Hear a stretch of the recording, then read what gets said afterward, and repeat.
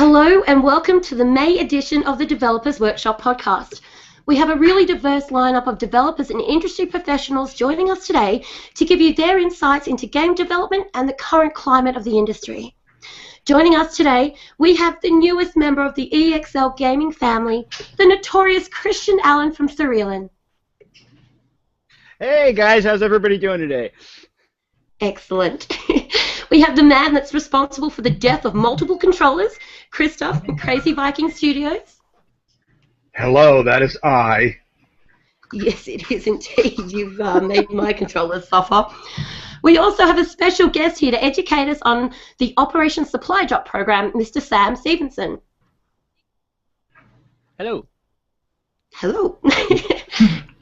And as always, we have our resident developer, Mr. Jay Adloy from Drop Dead Interactive. Hey guys, how's it going? We are good. My two co-hosts today are Eric Jackson, senior writer at EXL Gaming. Hello, everybody. And Jonathan Matson, the overnight YouTube sensation that just also happens to love cats. I do enjoy cats, and so far so good on YouTube. Indeed, indeed. Okay, so let's jump into our first subject matter for today, which has been causing a bit of stir in the gaming community of late. Game reviews. They seem to be becoming more of a hindrance to the success of newly released titles than they do any good. So I thought it might be great to hear from the developers here among us what it is that you expect reviewers to take into consideration when they're reviewing your games, and what you feel should be focused on so that they can actually convey the proper substance of the game to potential buyers. Who'd like to tackle that first? Well, I can jump in. I've got some pretty strong feelings on reviews, but I think I'll keep it kind of short and to the point. I think one of the areas that's been of recent discussion with reviews from various different sites is having reviews done of games by people who are either unfamiliar with, not good at, or actively do not like certain genres. And I think that's one of the challenges. You know, if you get a, in movies, if you had a, sci-fi buff go and review romantic comedies, they'd probably say they were all stupid. So I think, to me, I want to, as a gamer, I want to read a review of an RTS by someone who knows and enjoys and can cross-compare and, knows the ins and outs of RTSs, not someone that spends all day playing Candy Crush. So I think that's one of the challenging elements. And then another thing for me is just the review score system in general is just completely hosed. We have no standard format. We have no, there's no Rotten Tomatoes of reviews. The Metacritic system is completely broken. There's a reason why a 60 movie on Metacritic is probably pretty good, and a 60 game on Metacritic is probably not all that great. And so we need more of a Rotten Tomatoes style standard systems. And in my opinion, just kind of removing numerical based scores altogether, I think would be the best way to go, and just kind of do more of a I liked it or I didn't like it. So that's my quick summary of reviews, because they can have huge impacts on games. I'm actually really impressed, Christian, because when you said quick, I was still expecting 5 minutes. So well done. Thank you. I've been practicing. I've been sitting in front of the mirror just practicing. Well, it's worked for you. Christoph, how about we hear from you next, if you like? All right. Well, I didn't know that there was a controversy going on right now because, well, ever since I've been making games for 20 years, it's always been the same review controversy. So,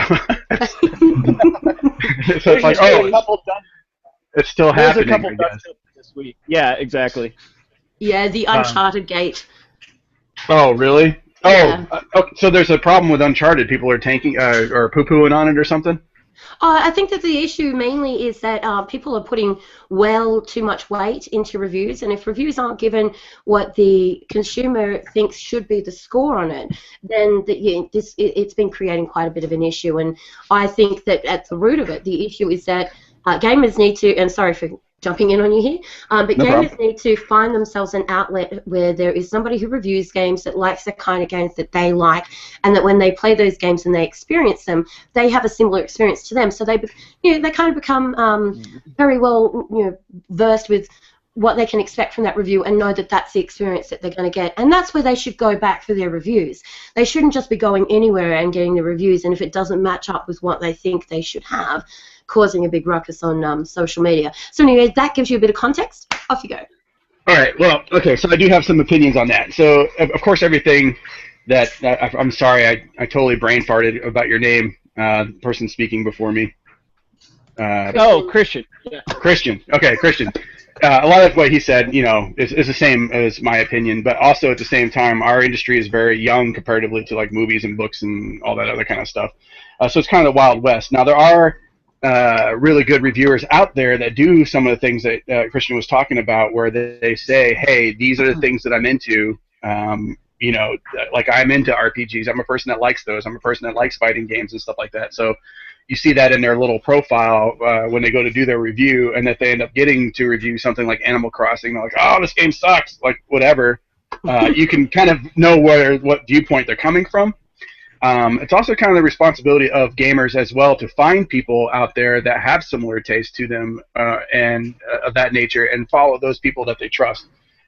It would be nice if a lot of reviewer places were a little bit more open about it, like that, they had people who were into RPGs that reviewed RPGs, people who were into first-person shooters that did first-person shooters, so you have a base point to work from.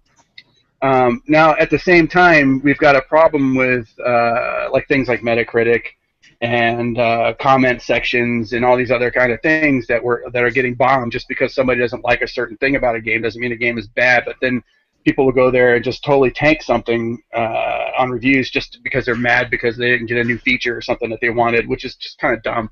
Like you see this all the time with a Call of Duty game. Not on their platform. Right, or it doesn't come up for their platform. Yeah. So we have another interesting thing with these reviews and stuff like that as well, where it's gotten so convoluted where you have like the IGNs and the GameSpot and other bigger places and whatnot. Hardcore Gaming 101.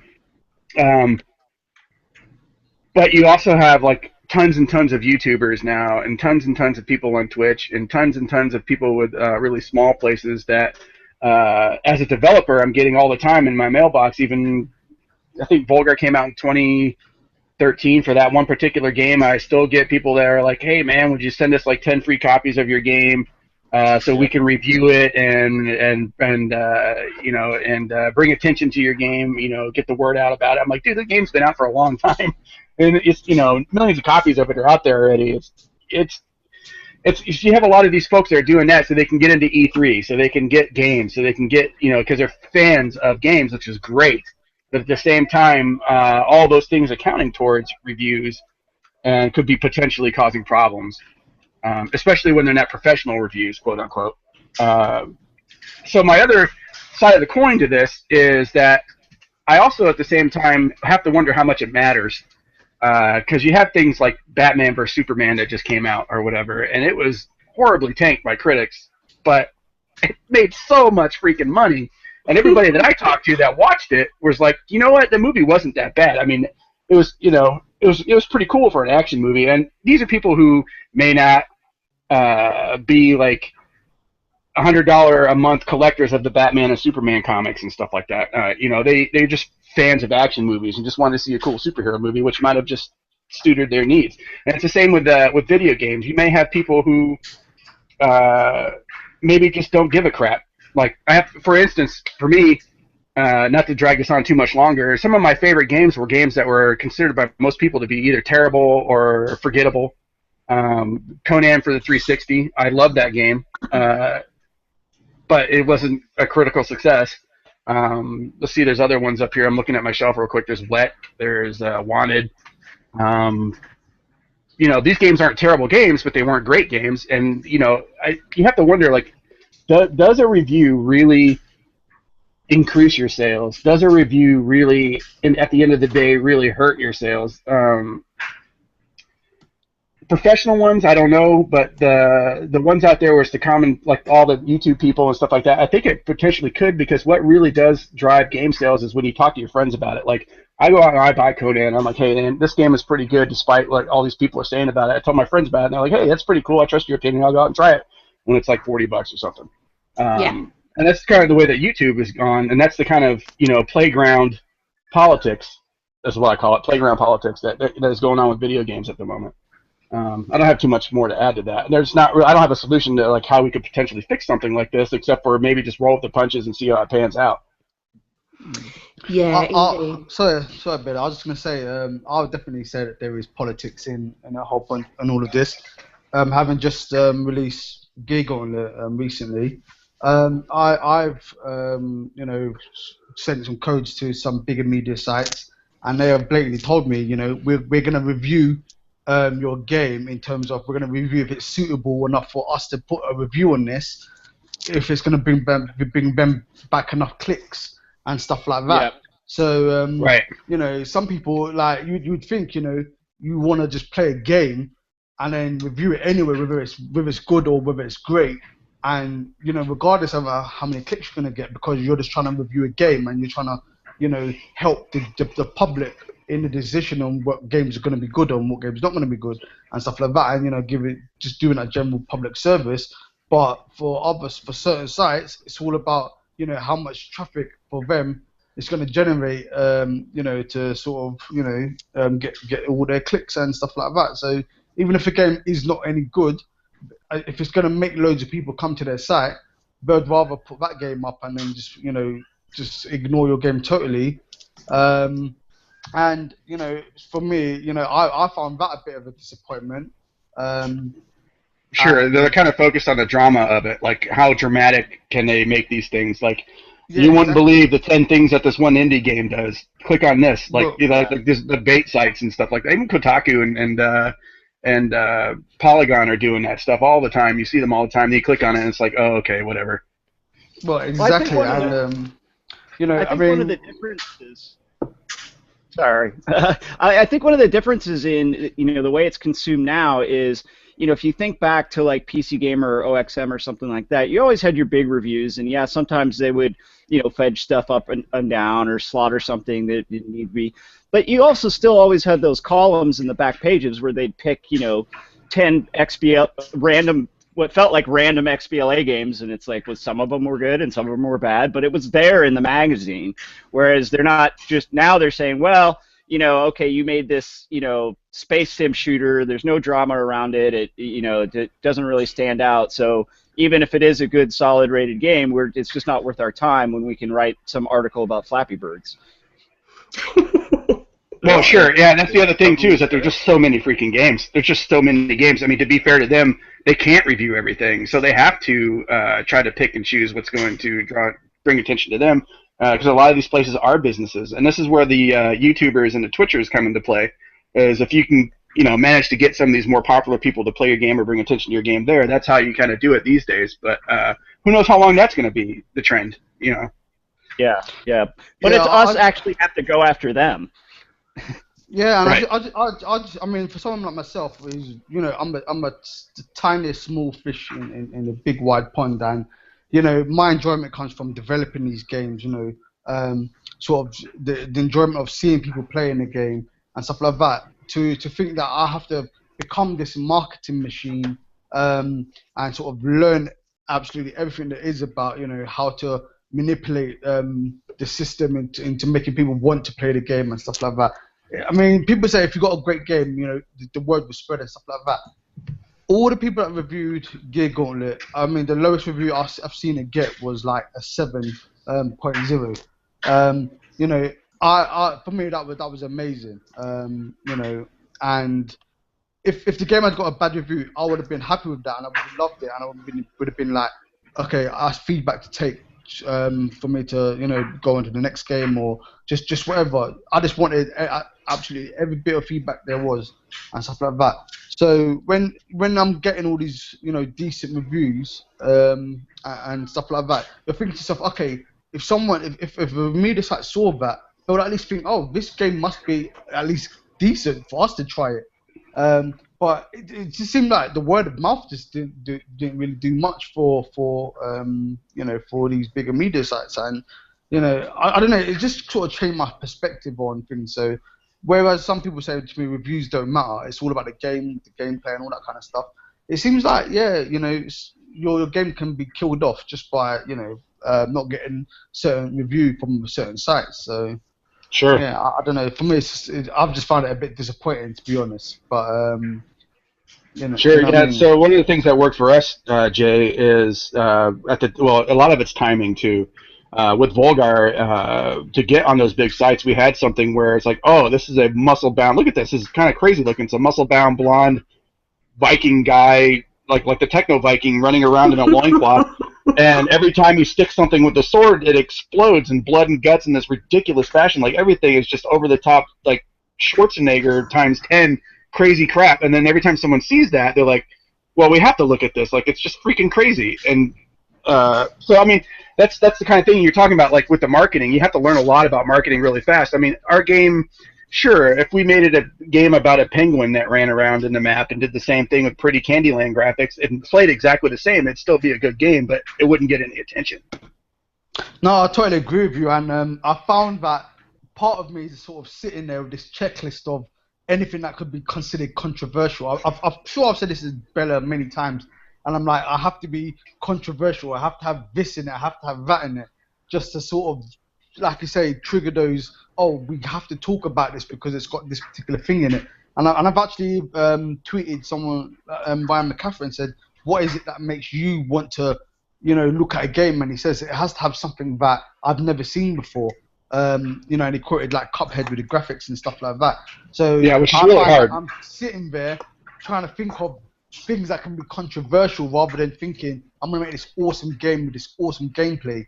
Because nowadays, to me, that just doesn't cut it anymore. So maybe I have to go like what you're saying, the muscle bound stuff or the hatred route, and just make a game that's all about some guy that just wants to kill people for no reason. But that doesn't that then take away from what you envision as what you want to create? Like, are you then just catering to the masses and no longer being true to yourself as a developer?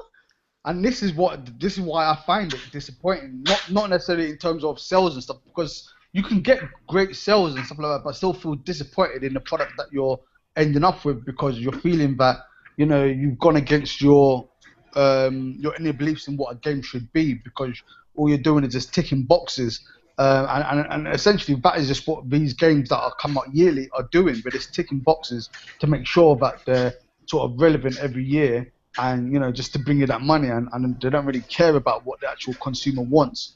That is, I mean, when people are screaming for boots on the ground for Call of Duty, yet they're giving them more space stuff, you kind of think to yourself, why is no one listening?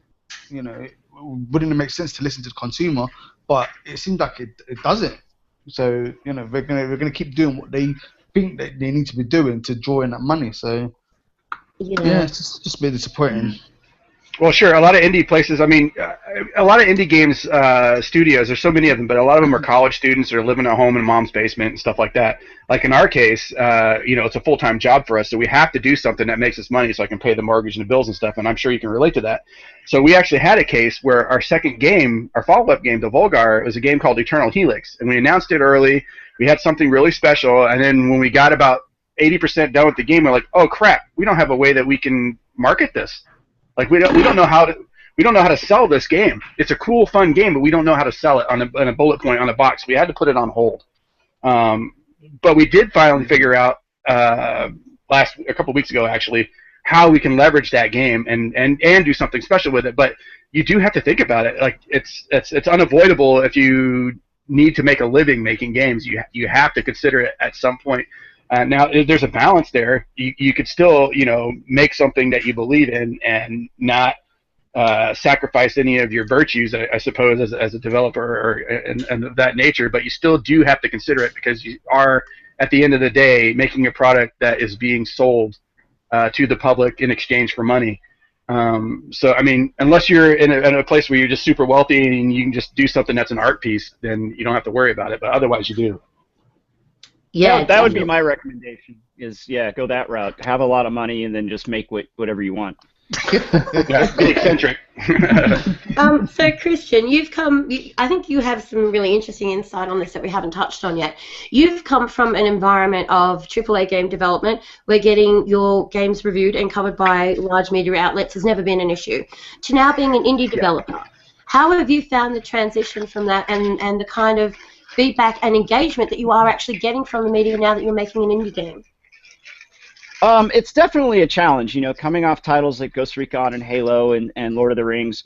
You don't really have to take that into account. You don't have to think about like, oh, I need to put X into my game to make sure that it'll even just get eyes on. You just have to worry about do we have the time and money and budget and resources to make sure that it's the best game and how the team's structured and all that. But that's fine if you have a $50 or $100 million budget and you're spending another $100 million on marketing. The transition into indie was it was a little bit of a shock. First on my first title on Takedown was kind of the lack of reviews, and then also the kind of like blood in the water mentality of like the first few sites that came out when there was some bugs, just like GameSpot giving it a 2 out of 10, like on day one. I was like, holy fuck, like that's brutal.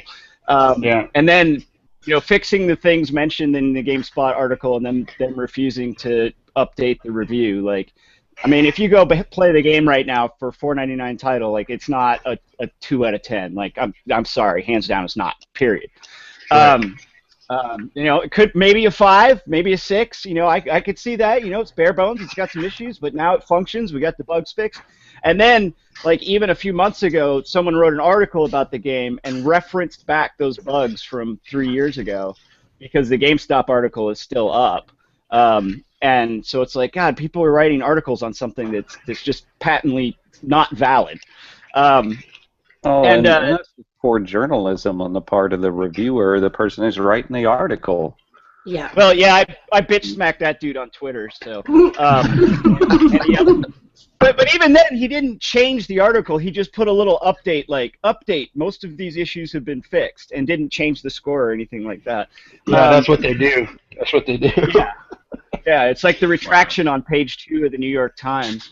And then just the discoverability thing has been really hard. Like with Epsilon, when we came out, we had a solid, high 7, low 8s on Steam user reviews, and still like I think we finally got like one article from Kotaku. And just kind of a little paragraph blurb, but no major sites have written any reviews or done anything. And again, it's not like I'm a college kid in my basement, right? Like it's I used to be able to from AAA, you're going from like flying from hotel room to hotel room, drinking champagne while these guys come in and you give them cheese plates and tell them about your game, to like frantically sending emails and like begging them on Twitter to hey, could you take 10 minutes maybe, well, not, Hey, I didn't hard. get a cheese plate. I feel like I got ripped off, Chris. And then doing more experimental stuff like Blind Hotel. We've got some stuff off it, but I mean that was like super indie experimental. Can I build a game in a week?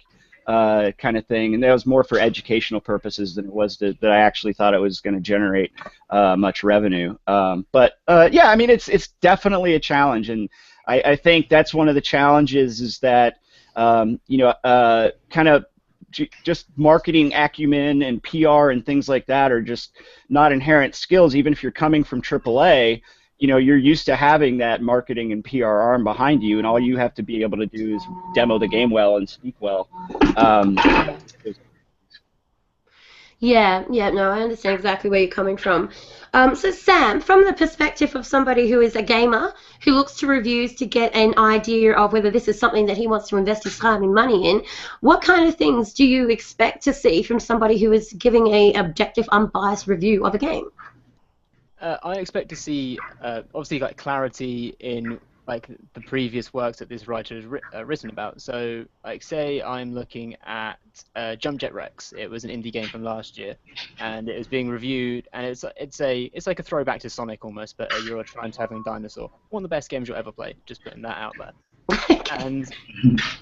And like, if say I'm looking on a review site for like say Kotaku, and somebody's reviewing it, and everything else they reviewed has been like Battlefield, Call of Duty, Halo. I'm like, I'm not really sure I can trust this opinion because this isn't his realm. Like, this isn't something that this writer or she is interested in. I'm not going to trust this review because I don't know how they feel about this genre of game. Yeah. More and more often for me now, I'll wait a couple of days for the game to come out. I'll jump on Twitch, and I will look at one of my streamers if they're playing it, and I will gauge like their enjoyment of it. Like recently, I was watching one of my streamers, Nicole Solera. She was playing, what was she playing? She was playing Life is Strange, a game that I'd seen but never really like delved much into. After half an hour, I'd bought the game. I was like, okay, this looks really enjoyable. She's having a blast playing this. I'm sold. And the same thing, another one of our streamers, Strawberry Shortcake, she was streaming Chromagun, another indie game. It's kind of like Portal, but with paint at the same time. It's a very mind-confusing game. I'd never heard of it, and I was like, oh, it's just playing a game I never heard of. I was like, okay, I'm sold again, because she was enjoying it. Like, the reaction from her trying to solve these puzzles was fantastic, and I was like, I'm not going to remember how to solve these puzzles because I'm just watching a stream. I'm not engaging it that way, so I'm going to have the same enjoyment solving these puzzles. So that's like the written review for me. When I do, on the occasion that I do go to them, isn't like, it has to be somebody like a source that I trust and somebody that I know their writing of. But really, I feel like Twitch and YouTube is sort of the place that have taken over reviews, and it's your own experience enjoying the game that really sells the game for me. Yeah, absolutely. That's some really great feedback, actually. Thank you very much for that. So I think at the end of the day, what we've seen here is that, and this is a trend that isn't just happening today in today's conversation, but something that I've seen happening within the gaming community over several months, is that a lot of people feel like reviews really do need to scratch numbers. That giving something a number is therefore, I guess, taking away anybody's ability to really read the words that are in front of them and take away from them the experience of the game, as opposed to just going straight to the number and going, well, that got a 6, I'm not even going to bother reading a look at it. So that's one thing that needs to be addressed, and that we are actually addressing at EXL Gaming. And the other thing that really needs to be addressed is gamers need to educate yourselves more. Please stop running off to these websites that you know just give generic scores and then getting upset because they don't have the score on the game that you want. Read about the game, watch videos about the game. As Sam said, go watch Twitch or somebody who you enjoy and see how they're enjoying the game and the feedback that they give you, and use those as the tools to make your decisions with. All right, so I think that wraps that up. For yourself. Yes, think for yourself. Please. Yeah. All right, Eric, over to you. Hey, that was a good conversation, by the way. Just wanted to say I was enjoying all of your perspectives on that. But Sam, if you could if you could take us through or walk us through exactly what Operation Supply Drop is, what you guys do, and in particular why you do it and why it's so important as a program. Of course. So Operation Supply Drop is for those of you who don't know, it is a military charity based in the US, but serves troops all over the world. I myself am still based in England. And we're known for we are known for, and we do 3 main things. Primarily, we're known for our supply drops, which is video game care packages, including Xboxes, PlayStations, micro PCs, all the accessories that troops all over the world could need. And we put them with games cases. And if you don't know, games cases are briefcase-sized cases which have HD screens built into the top of them, and you can fit your Xbox or PlayStation or PC underneath. That's so like awesome. your entire setup is basically that.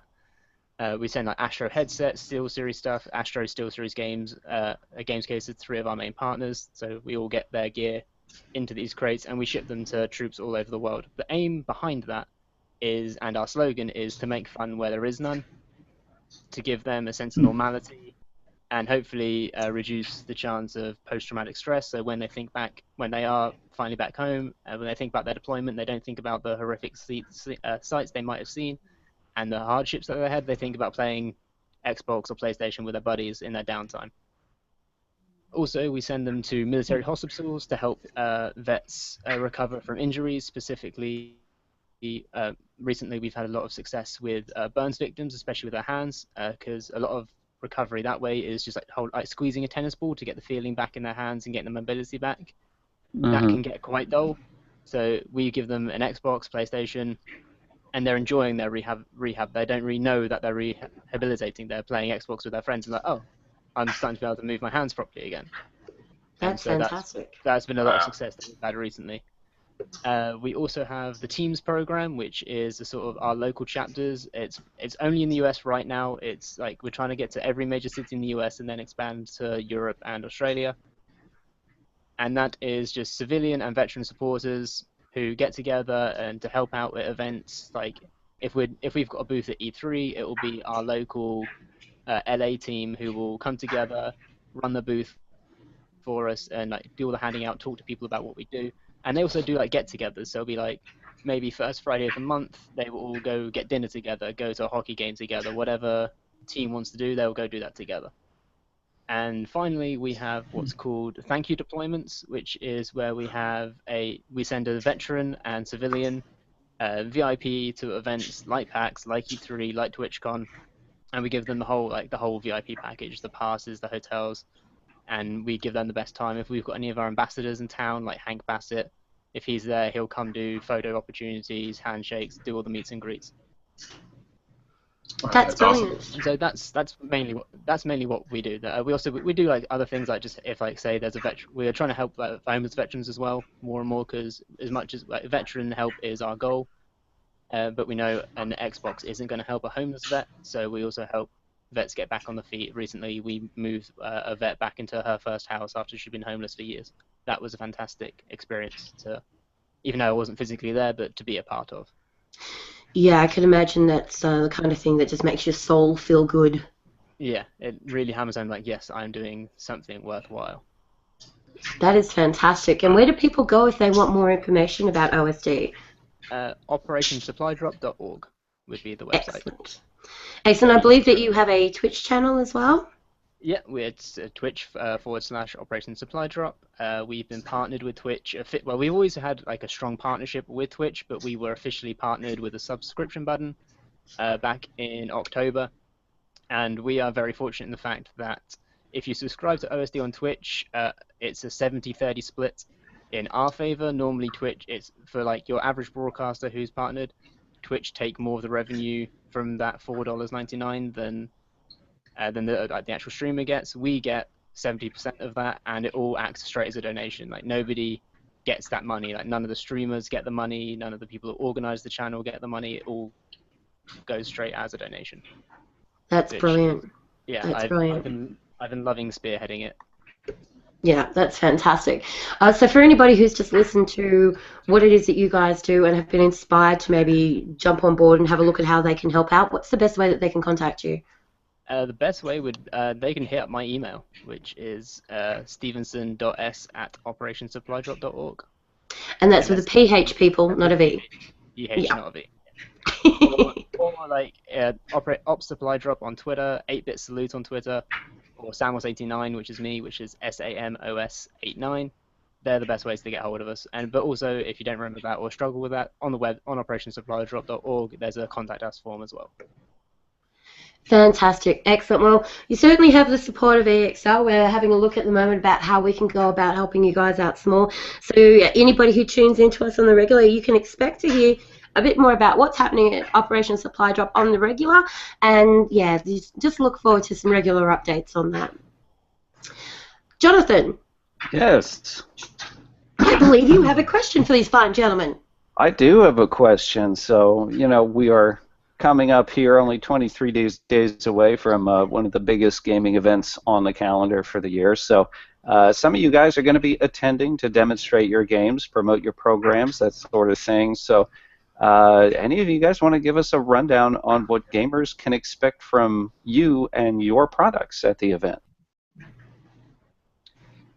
Yeah, I'll jump in first just because related to our last conversation, Dan. So I'm actually on the advisory team for Operation Supply Drop, and so I'm going to be working with them just down at the booth.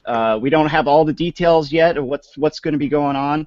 I know I've got some of the Xbox community guys coming out to check out Operation Supply Drop.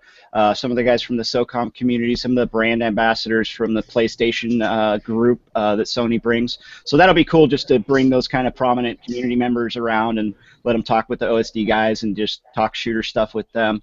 And then I'll be doing some kind of demo of some of our games and giving away copies in some way, shape, or form. So I got my hotel and my flights booked, so otherwise I'm just kind of going to be at the disposal of Operation Supply Drop to help them out.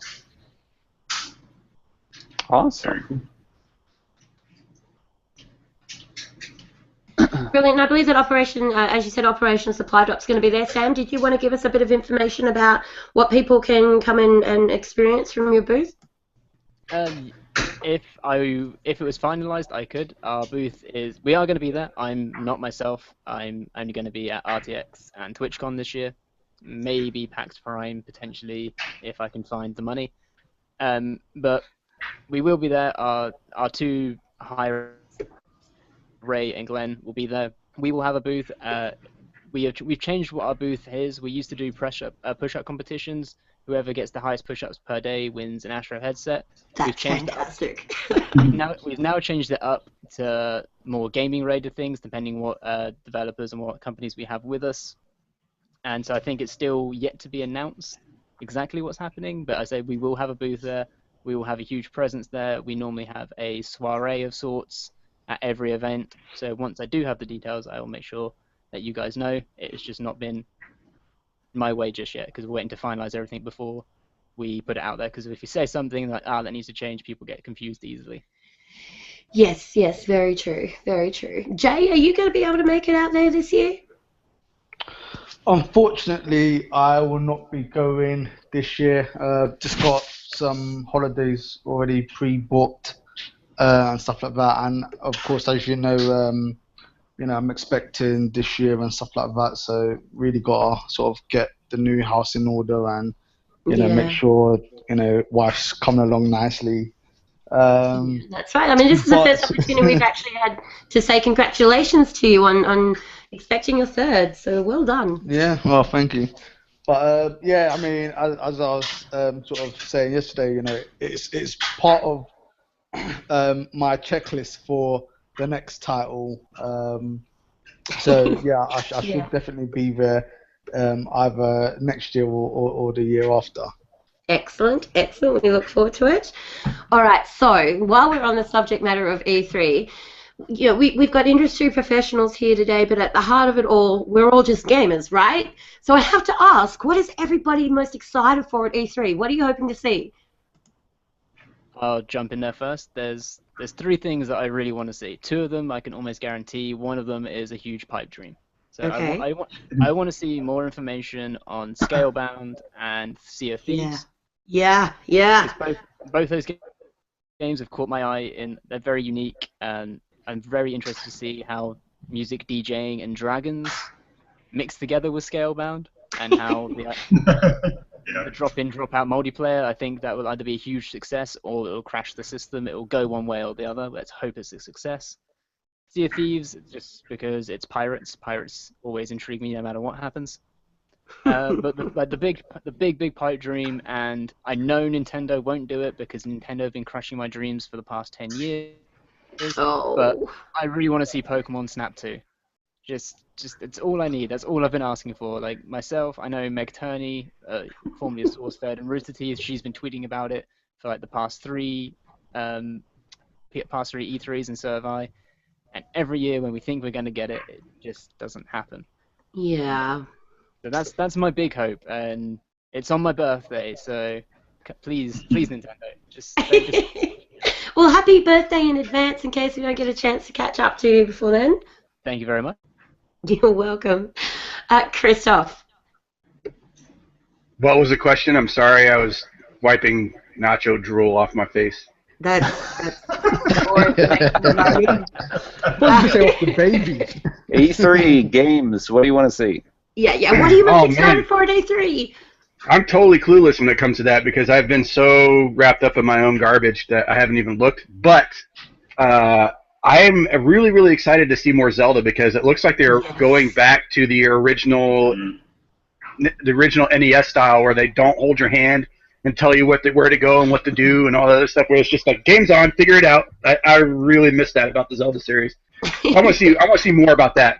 The things that Sam brought up, I completely forgot about those games, and I'm really excited about the pirate one. Or at least I was initially when they announced it. I was like, "Oh, that looks awesome!" And then we didn't hear about it for years, so I was like, I totally forgot about it. So I really want to see that. Other than that, I have no freaking idea what is supposed to be exciting or coming out right now. I saw a trailer for the Battlefield 1. I thought that looked kind of cool because I'm a big fan of the Battlefield franchise. I am not a big fan of COD. I still play them because I have to to keep up with everything. They're enjoyable, but my preference is Battlefield. Shoot. What else is there? I don't really know. I like the thing that's neat about this E3 is that I feel like I'm going to be genuinely excited and surprised about things because I didn't know a whole lot going into it, and that's always fun. It makes me feel like a kid. So that's kind of cool. How often do you get to do that? Approach an E3 and just be like, I have no idea what to expect. I've had no spoilers. This is amazing. Yeah, the other game that I was really excited about is going to be out here in just a couple weeks, No Man's Sky. So I don't really know, like, that's not really going to have, shouldn't have a presence at E3 outside of, hey, the game's out now. So, your development's going to be put on hold for a bit. If you get No Man's Sky, you're not continuing development for a little while, like a few months. Yeah, we'll have to see. But yeah, I don't know. I'm like I said, I'm going to be genuinely surprised about stuff. I'm envious. I'm envious that you have been able to do that and go into E3 without any of that knowledge. That is fantastic. Good on you. Yeah.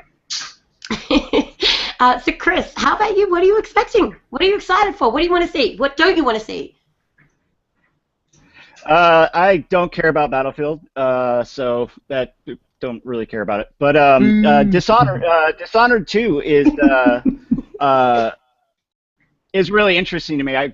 It's hard, as a dev. I mean, half the reason I go to E3 is to network with people, and I can always watch game videos online. But you're kind of skewed when your friends are working on titles. So I'm really interested to see how Dishonored 2 is coming along. I'd really like to see how Ghost Recon Wildlands is coming along. I'm really interested in seeing where they're taking that. What else? See, I didn't even know that was a thing. Ghost Recon, was it Wildlands?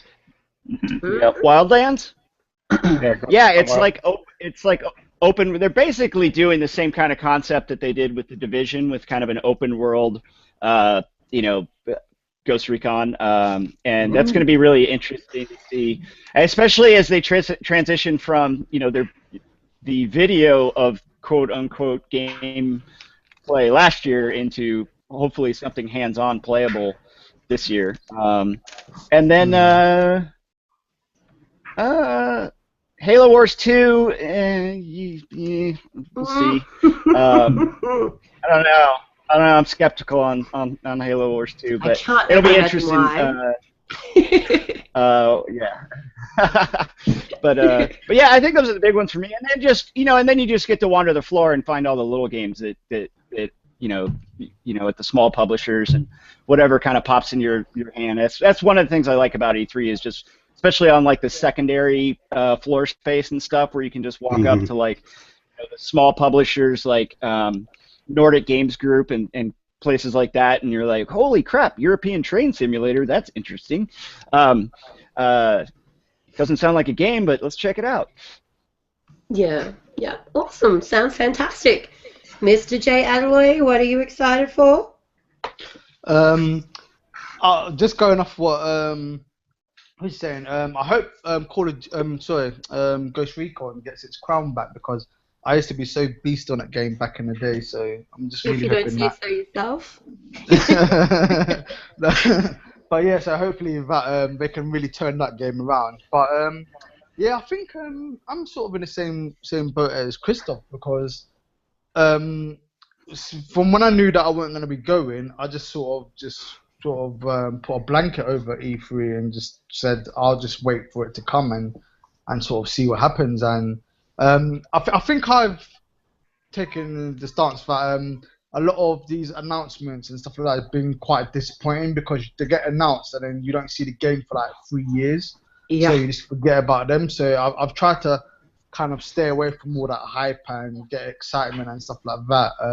I mean, I know someone mentioned Scalebound, and you know, people were going crazy for that game. It's like you don't even really know what that game is about. You know, even though we got a little demo of it, it's just like, yeah, that could come out to be something totally different. So I'm just sort of the mind of just really waiting. I know someone that's working on Sea of Thieves. So I would like that game to be good because I know that they're working on it type thing.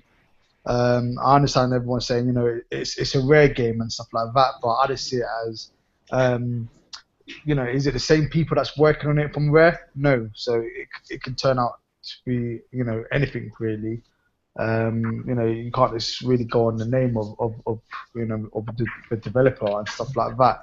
But I guess one thing I would like to see, I mean, with the talks of the PS4 Neo and all that kind of stuff, I would love to have heard, you know, the announcement of a new Xbox One or whatever it is. I mean, I know it's for a lot of people, it's like, no, you're, you know, that it's gonna split the community and all that kind of stuff. But I would just love a console that could hit 60 FPS, 1080p all the time with no problems, and I can upgrade it if I wanted to in a simple manner, not like PC where, you know, you have to sort of, you know, really know what you're doing and stuff like that. But the idea of an upgradable console to me was just like, you know, I was like, yeah, that is definitely the direction I would love to see the industry going, or, you know, one that was really good at streaming or anything like that.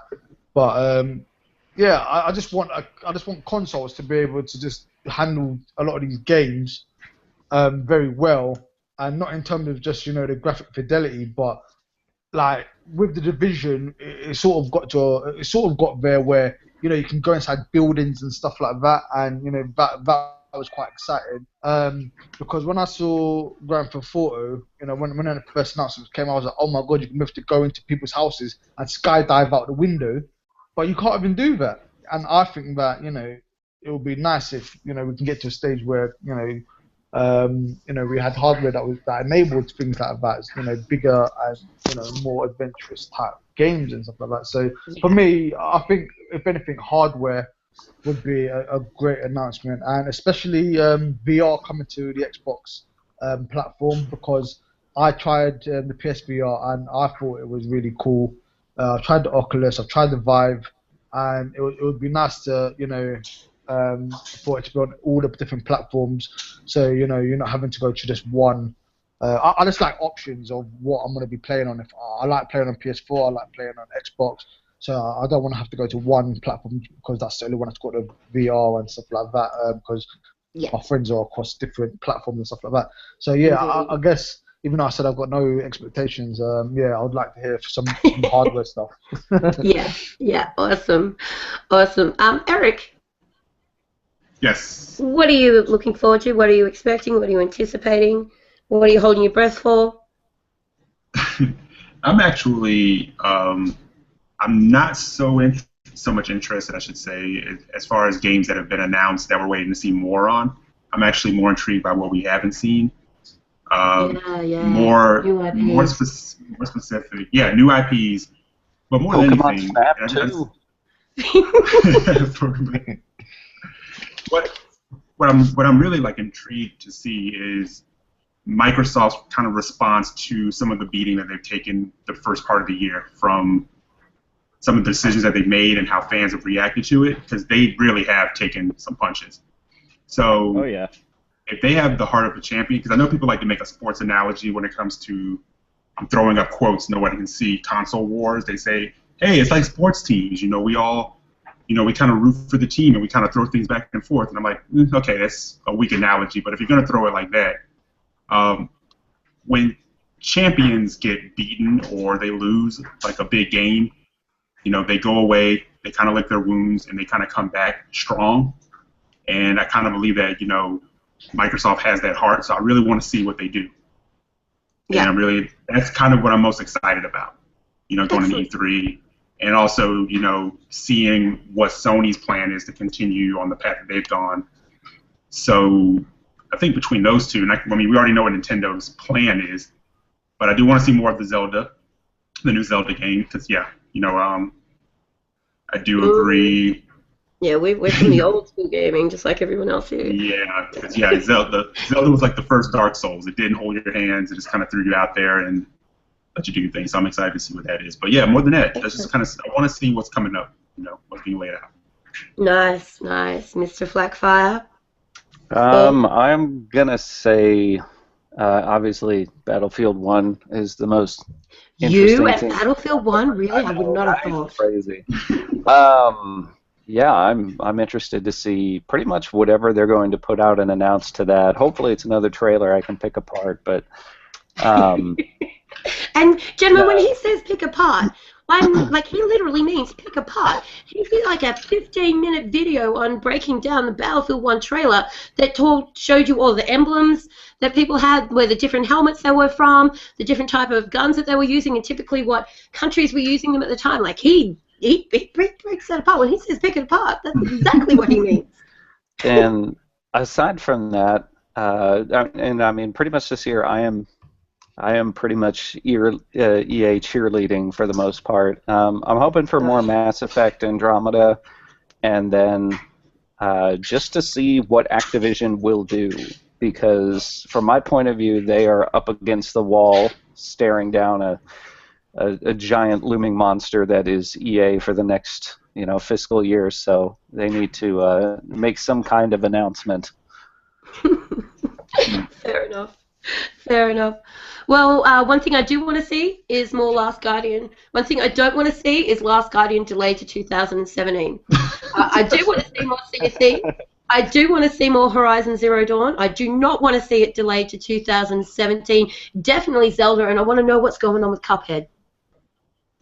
Very good list. Well, delays don't get announced at E3. They announce the delays like the Saturday after E3. Yeah, but that's the thing. Right. Like, if you don't see a releasing on, but you see footage of, you're like, well, that's getting delayed. Yeah. So yeah, that's something that I definitely, I just, you know what, we just need Last Guardian to happen already, because it's just turning into an urban legend. But Whatever happened to Deep Down? And yeah, that's another one. Yeah. You know what else I want to really Dust. see to add into the unknown? What is E3 going to look like with, you know, so many of the big devs not actually being in the show floor? Yeah, that's going to be really like interesting EA as well, all everything. these separate presentations. Yeah. Yeah.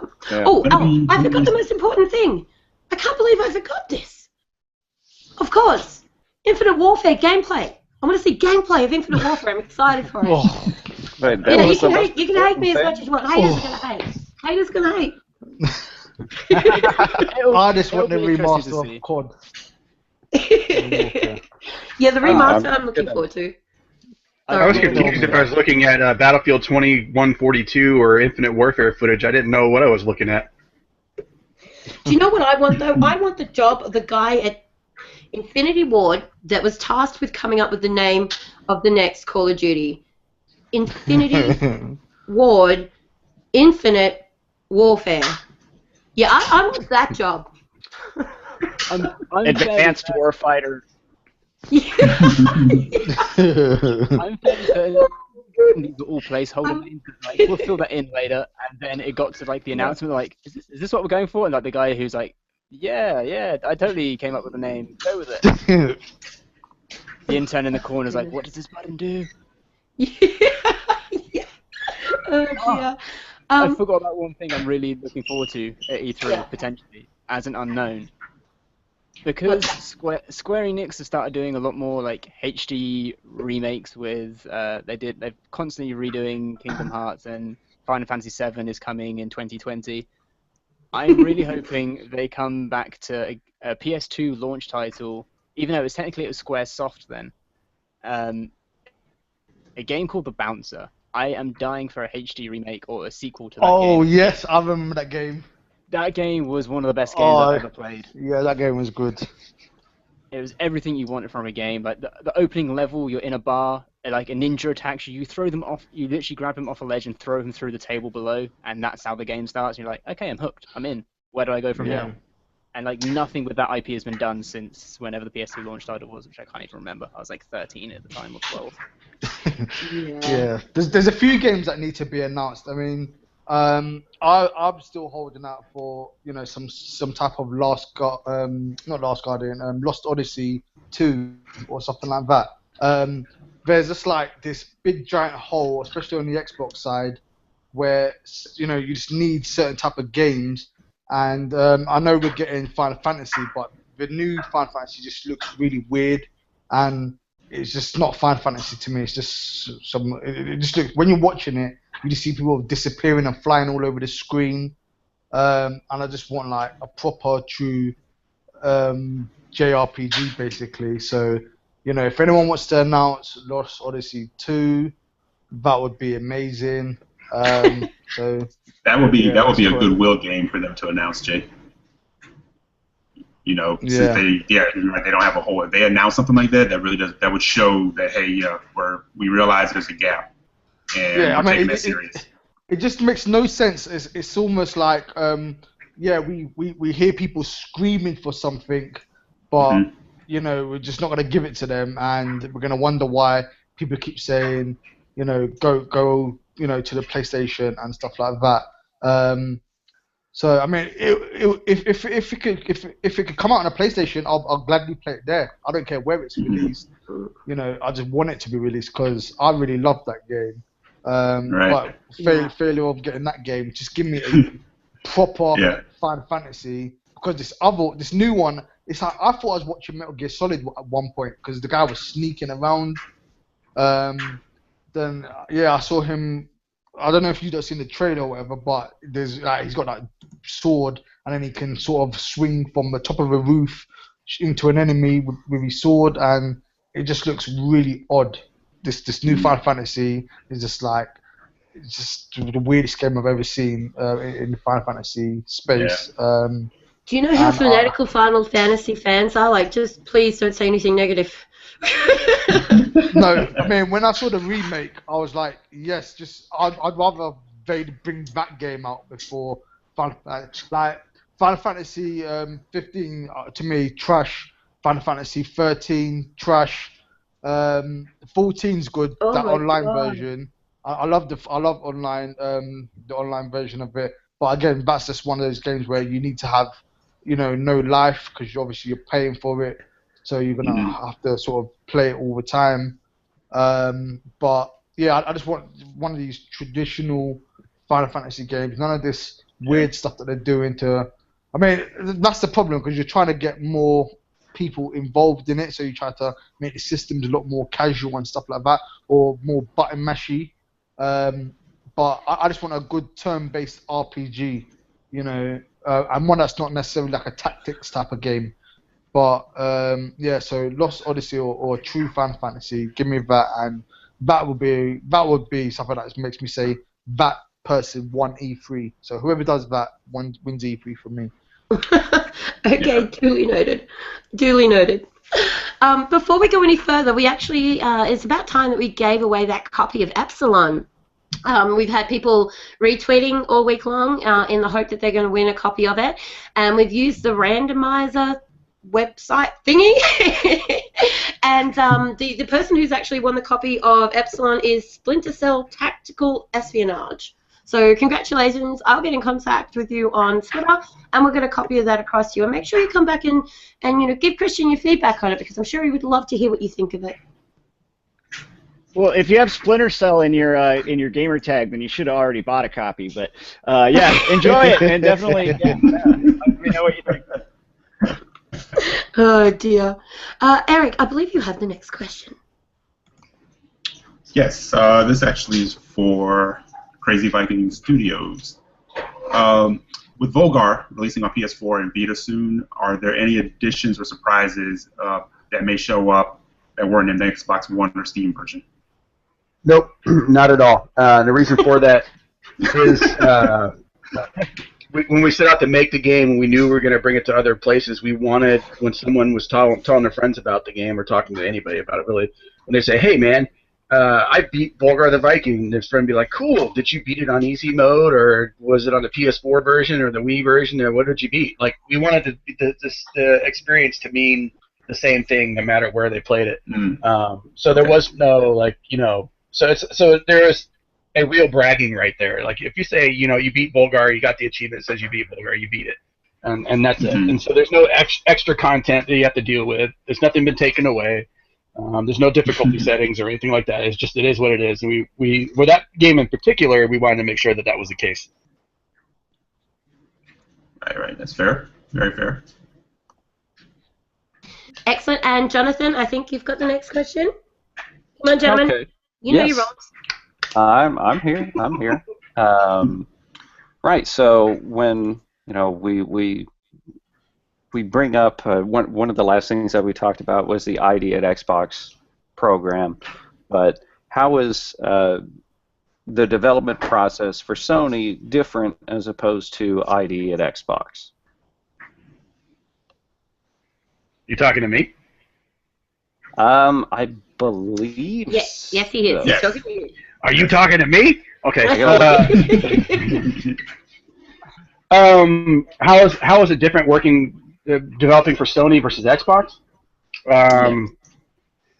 Well, it's different for everybody, but in our case, it was easier for Xbox. Sony had way more paperwork, a lot more hoops to jump through. Oh my gosh, they send you so many contracts. It's crazy. Yeah, and we had to, on that particular story, we had to do it twice. So we immediately when he announced the program at E3, we contacted them the next day to get dev kits and stuff. And then they said, "Well, we have no more free dev kits because we gave them all to people that we think are important. Sorry, if you want one now, you have to buy one." Ouch. And I was like, "Okay, how much is that?" And they're like, "Well, they're super expensive. I can't say here, but they're expensive." So I was like, "Okay, well, we'll start the paperwork process," which we did. And it back and forth took months and months and months. And 6 months later, they're like, "Hey, we changed the whole process of this. We need to start the paperwork over." I'm like, "God damn it!" Yeah, like I'm all the way over. Yeah. Like, that's ridiculous. So long story short, or painfully longer, whichever. We finally did get a dev kit that they did lend us, which is really cool. But we still had to buy a test kit. And now we're getting to the point where we're getting ready to finally submit. But I don't know what the certification process is going to be like with them. With Microsoft, it was really awesome and easy.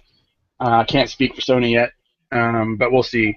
And some other people out there, I mean, I have a lot of developer friends. They had the opposite experience. Like they said they had problems with Xbox, but Sony was really easy for them. So I don't know. It's just that was our personal experience with it. It doesn't mean that I wouldn't work with Sony again. I just know what to look for. It is kind of a pain in the butt for us. Maybe the next time we put a game on there, it'll be easier. I mean, I don't know. But yeah, that's kind of where that was. Awesome. Eric? Yes. We have a question. Sorry. Sorry. Is there something you're meant to be doing right now? I'd like a question. No, you called me mid-sip. I'm sorry. I was sipping some water.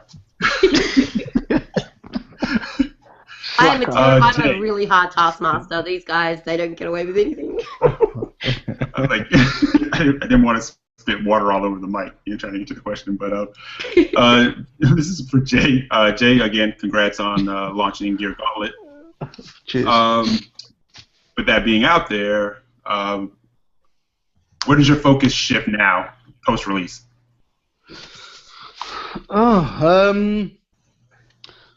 Well, my first focus was dodging all the questions on how many sales have I made and stuff like that.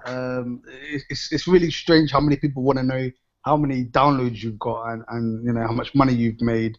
I guess for some people they want to see if it's really a viable option for them and stuff like that. So but I try to not sort of focus on that.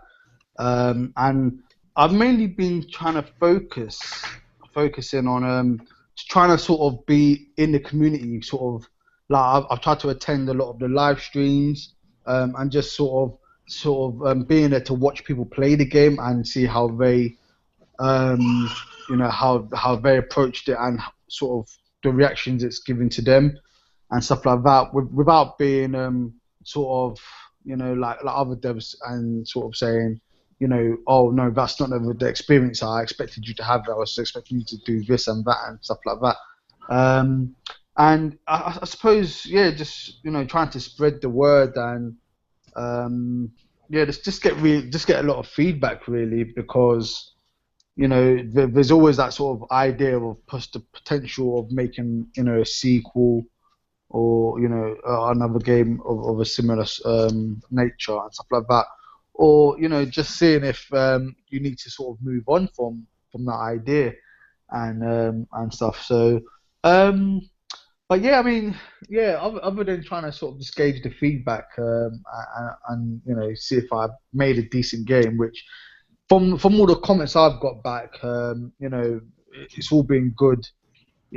People have said how addictive the game's been and stuff like that. But yeah, I've mainly just been focusing on just getting a load of ideas together.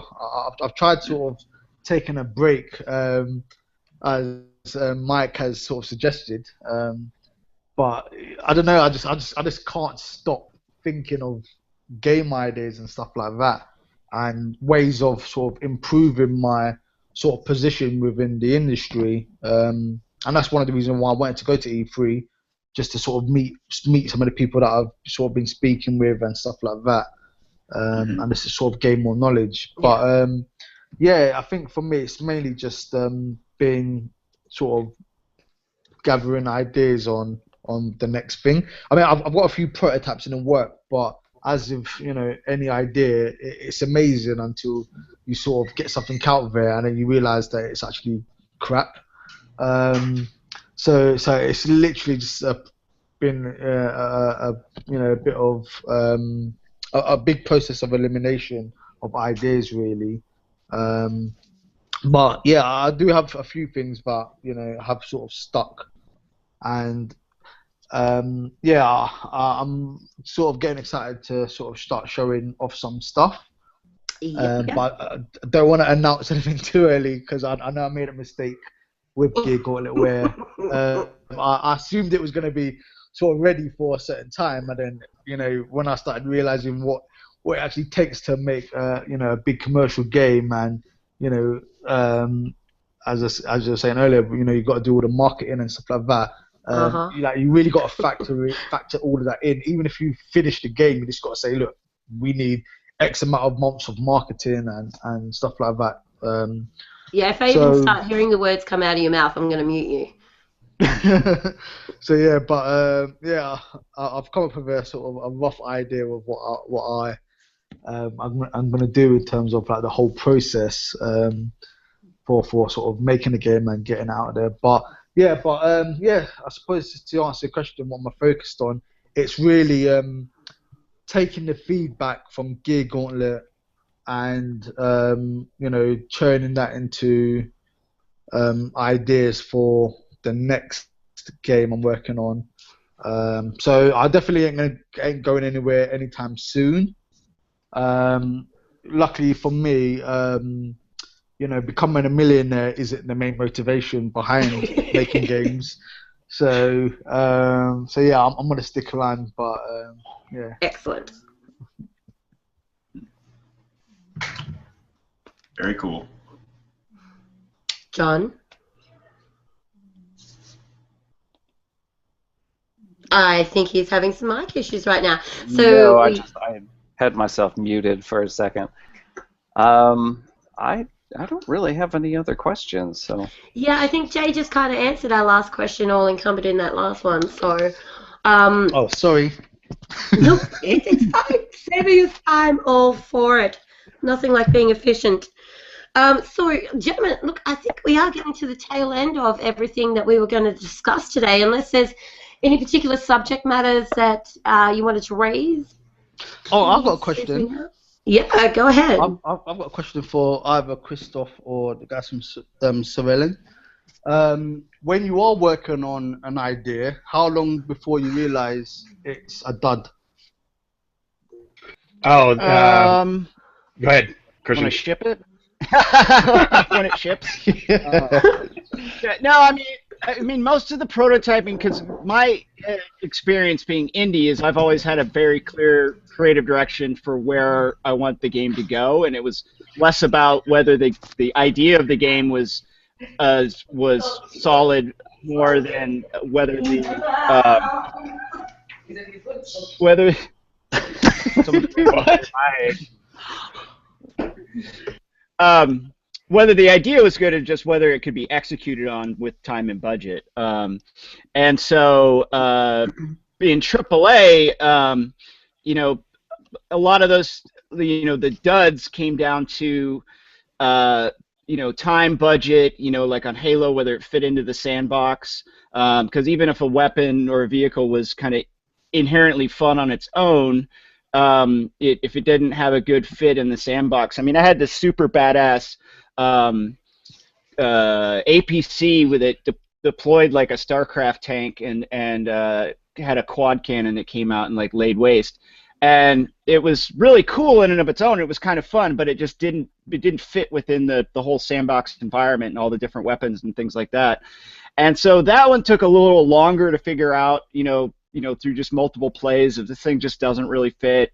And 6 people don't want to sit inside an APC while one guy's having fun with the quad cannon. Whereas something like the boat, we had a boat on Reach, and I think that was pretty apparent that was a dud. It was like you're driving around on the water with this basically kind of a less controllable warthog, and it never came together as something that was really cool. And I think that was pretty, even though we did put a lot of physics resources into it, it was pretty apparent pretty quickly that it just didn't fit. Yeah. So the answer to that is there is no answer to that. You'll know when you know. Fair enough. So, gentlemen, is there anything else that you want to put on the table before we start wrapping up? Mm-hmm. Excellent. Okay, so what we'll do is we'll do a quick round of the table. You all give your programs, your games, your development studios a bit of a shout out and let people know where they can go for more information, to buy your games and to give you feedback, starting with you, Christian Allen. Yeah, so you can follow me at Cerealin on Twitter. Epsilon the Game is at Epsilon the Game on Twitter. Hotel Blind is on Steam. It doesn't deserve its own Twitter because you can't type. But you can check us out on Facebook at Cerealin, www.cerealin.com. We got Steam forums on Epsilon and everything. So come check us out. We've got some news coming. We're still working on the next Epsilon update, although it's taking longer than I like due to some fun technical issues with upgrading the engine. We just got awarded an Unreal grant for a Vive dev kit, so we're going to be looking at that and whether it applies to Hotel Blind or possibly Epsilon support in the future if I can get it set up. I've had super fun with the Vive this week, but I finally got a graphics card strong enough to run a game with no graphics, so I can get the Vive installed. So yeah, now you need to get Visual Studio sorted. Yeah, Visual Studio's next. So, I got this game that's black and runs at 120 frames per second, and they're like, no, you got to upgrade to a stronger video card. I'm like, I don't have any graphics! Oh, that's fantastic. So if you forgot all those different places that Christian just mentioned that you can find him on, you can always just default back to the EXL Gaming website underneath the affiliates, and you'll find game developers there. You'll find Cerealin and all the information about Blind Hotel and Epsilon. Moving across to you, Christoph. He's still eating his nachos. No, what was the question? I'm sorry. So you're going to tell all these lovely people that are listening what game you have at the moment that they can go and buy and where they can find more information about you, your studio, and what you're doing. Oh, cool. Yeah, the wrap up. All right, so at Volgar. Sorry, man. I've got a 6-month-old daughter now, dude. I haven't slept in like baby brain. six months. So anyway, so at Volgar is typically where I can be found. Volgar the Viking is a game that we currently have out. we're working on the Crazy Viking Studios side on a brand new project that I'm super, super excited about. Volgard does make an appearance. We know that for sure. We figured out a way to incorporate Eternal Helix, which is exciting for a lot of people because they've been waiting for that game for a long time. We had no way to figure out how to sell it until just very recently. So that's going to be a part of this new project. And I guess the big announcement or surprise announcement that I haven't really told anybody about is I started a second video game company. And we're working on a very awesome project that I can't talk about just yet that is different than what Crazy Viking Studios does. Crazy Viking Studios does arcade games. Like, we try to make AAA games as if they came out in like the late 80s, early 90s for Crazy Viking. And this new company is actually going to be making full-on modern games.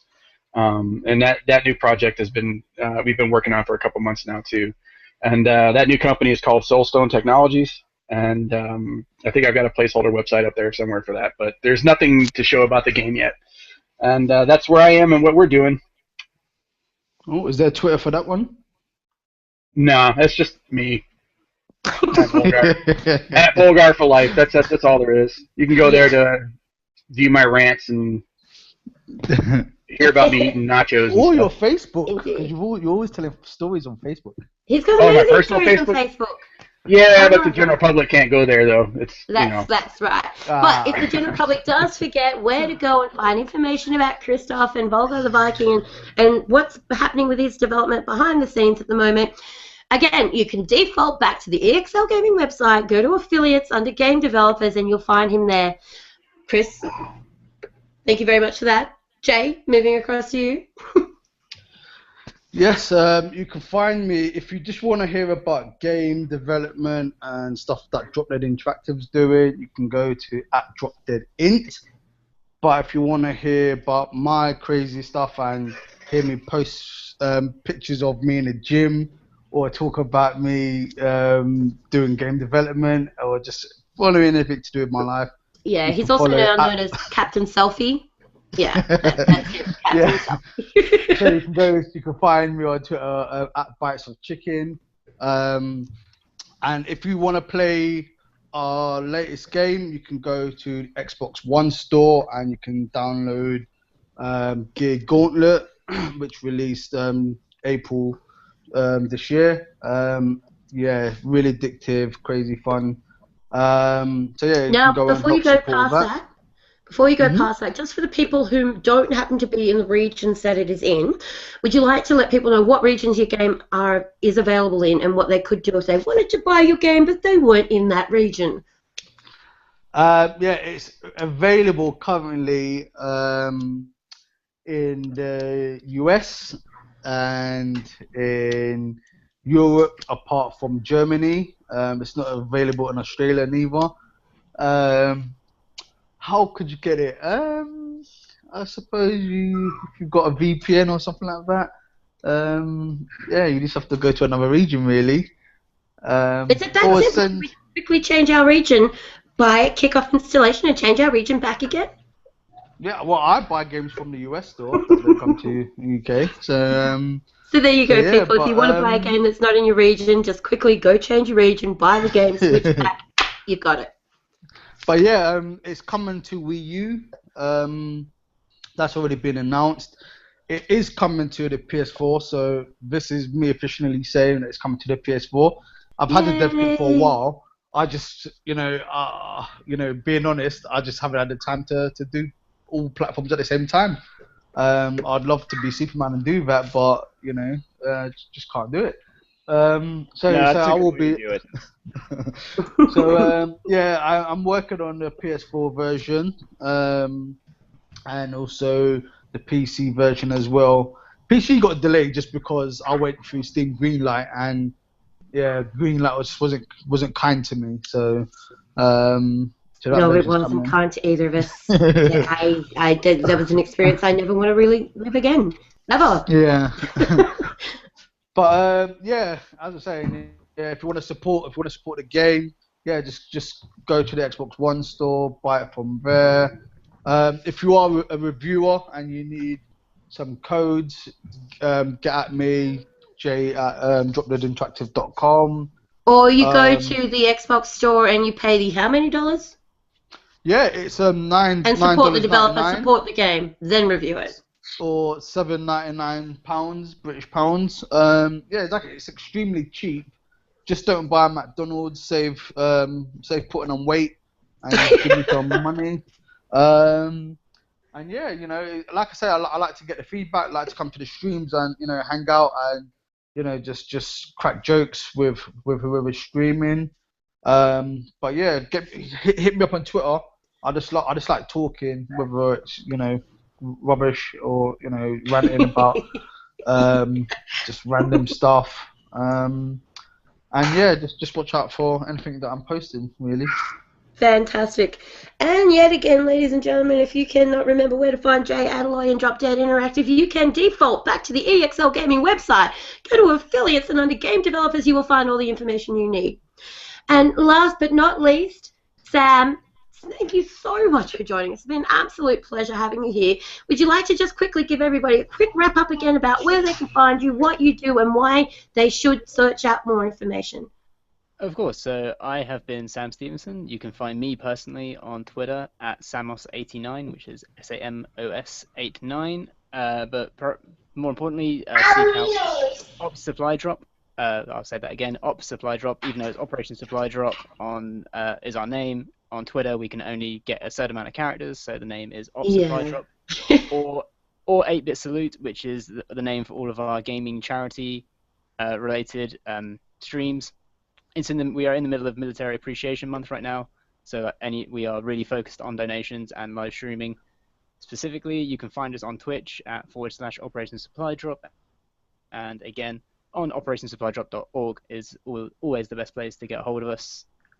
And any help that anyone can provide goes a long way, whether it's talking about us, tweeting about us. Like, it doesn't have to be a monetary thing. Like, just talking about how we help troops all over the world means so much. And thank you for giving me the opportunity to come onto this and give more awareness. Oh, most definitely, and we would love to have Operation Supply back again in the future so that we can hear about upcoming projects and things that are in the works. And just for anybody who does forget how they can go about finding OSD, I'll make sure that I put the details in the description below. So, unless there's any fanboying that Eric and Jonathan would like to do, I think we'll wrap up. Nothing wrong with fanboying.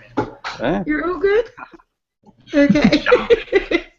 Look, thank you to everybody who's tuned in. All the games that we had to give away today have been given away in the chat section, so congratulations to anybody who won them.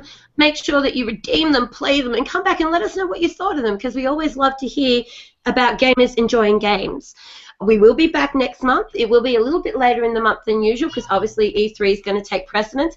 But trust me when I tell you you think we've got a Star-Spangled lineup today? Oh my God.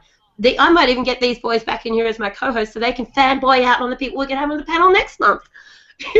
But between now and then, thank you all for your time, and we look forward to seeing you again soon. Bye. Bye.